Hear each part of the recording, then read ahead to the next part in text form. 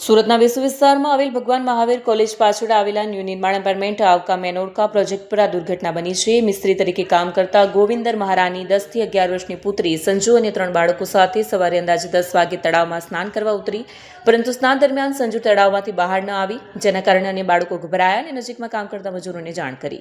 મૃતક બાળકીના પિતા ગોવિંદર તે સમયે બિલ્ડિંગના 14મા માળે કામ કરી રહ્યા હતા। જાણ થતાં તેઓ તાત્કાલિક નીચે આવ્યા અને તળાવમાં કૂદી દીકરીને શોધવાની કોશિશ કરી। લગભગ 1 કલાકની ભારે શોધખોળ બાદ બાળકીને તળાવમાંથી બહાર કાઢવામાં આવી।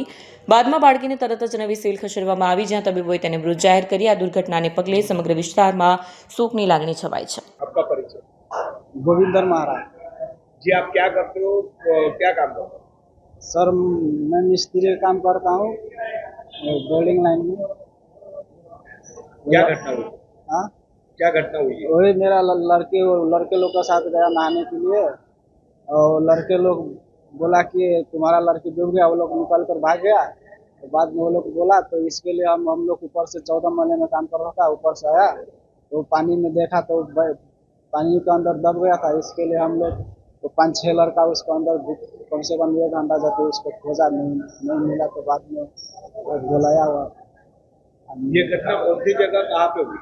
ये महावीर कॉलेज के पीछे आवाज कंपनी में। अच्छा, जो पानी था वो किस चीज का पानी था और कहाँ गए थे? वो तालाब है, पहले से ये बहुत गहरा है। वो कितने लोग साथ में खेलने गए थे? 5-6 लड़का बोल रहा है सही। आपकी लड़की कितने साल की थी और क्या नाम था? संजू महाराज 11.5 साल का। ये घटना कितने बजे हुई? ये कम से कम 10 बजे 10:30 बजे करीब।